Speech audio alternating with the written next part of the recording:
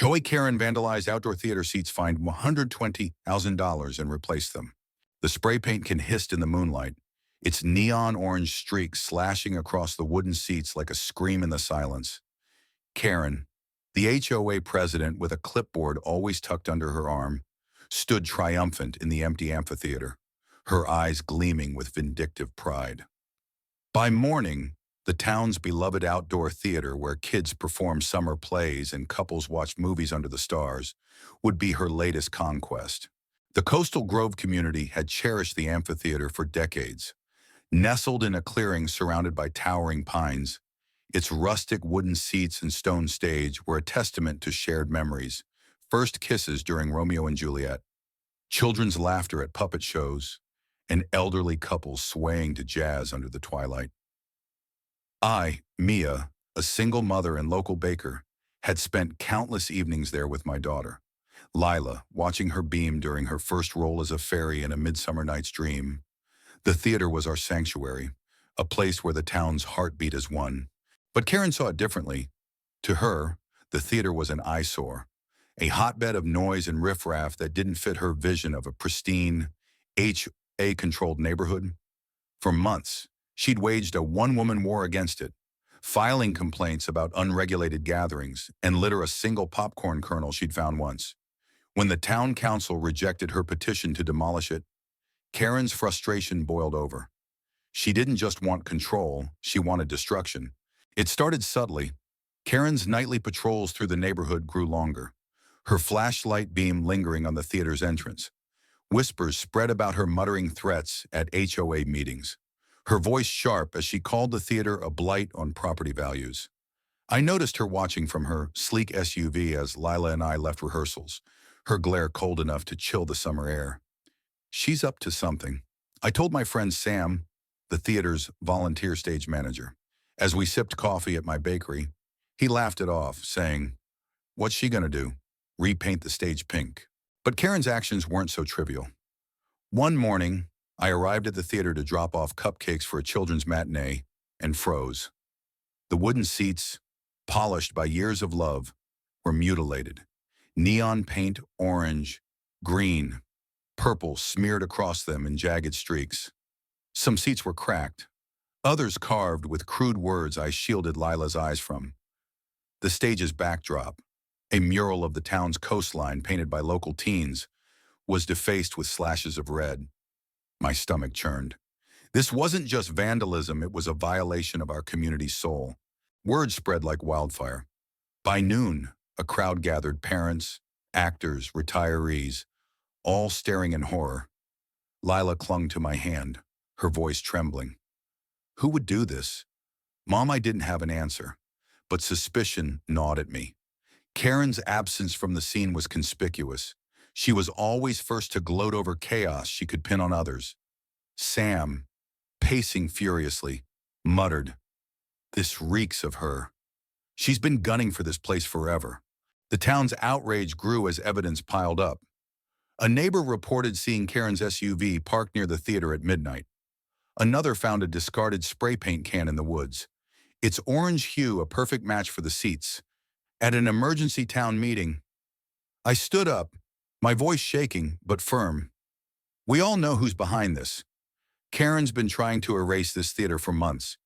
We can't let her get away with it." The room erupted in agreement, but Karen, sitting smugly in the front row, scoffed. "Prove it," she said, her voice dripping with defiance.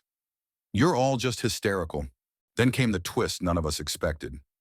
At the meeting, a shy teenager named Ethan, who'd been painting sets for the summer play, stepped forward. His hands trembled as he held up his phone. I set up a trail camera near the theater," he stammered. "I was trying to catch raccoons stealing props, but I got this instead." The room fell silent as he played the footage. There, in grainy night vision, was Karen, spray can in hand, methodically defacing the seats. Gasps filled the hall. Karen's face drained of color, her usual bravado replaced by a flicker of panic. The video was undeniable, but Karen doubled down. "This is a setup," she shouted, jabbing a finger at Ethan. That kid's lying. He's part of your little theater cult. Her words only fueled the crowd's anger. Sam, usually calm, slammed his fist on the table. You destroyed our history. Karen, those seats were carved by volunteers 30 years ago, Lila. Tears streaming, whispered to me. She broke our fairy stage. My heart ached, but I squeezed her hand. We'll fix it, sweetheart. She won't win. The confrontation exploded at the next town council meeting, held in the ruined amphitheater itself. The council had reviewed Ethan's footage and called in the police. Karen arrived, chin high, flanked by her lawyer. But the crowd was unforgiving. Parents held up photos of their kids' performances, now tainted by her actions. Retirees recounted decades of memories tied to the theater. I spoke, my voice steady despite my rage. This wasn't just vandalism. It was an attack on our community. Karen thought she could bully us into submission, but she underestimated us. The council laid out the consequences: a $120,000 fine to cover damages and restoration, plus a court order for Karen to personally fund and oversee the replacement of every seat. Her lawyer tried to argue, but the judge was unmoved. Your actions, Miss Karen, showed reckless disregard for public property and community welfare, he said. The crowd cheered as Karen's defiance crumbled. She stammered, I can't afford that, but the ruling was final. She'd have to sell her prized SUV and maybe more to comply. As weeks passed, the theater's restoration began. Volunteers, including Ethan, worked tirelessly to rebuild. New seats, crafted from local oak, rose from the ashes of Karen's destruction. Lila helped paint the stage's new mural, her smile returning as she swirled blues and greens across the canvas. Karen, meanwhile, became a pariah. Her HOA presidency was revoked, her neighbors shunning her at every turn. I saw her once, unloading boxes from her house, her face etched with bitterness. She'd lost more than money, she'd lost the power she craved. The theater's grand reopening was a triumph.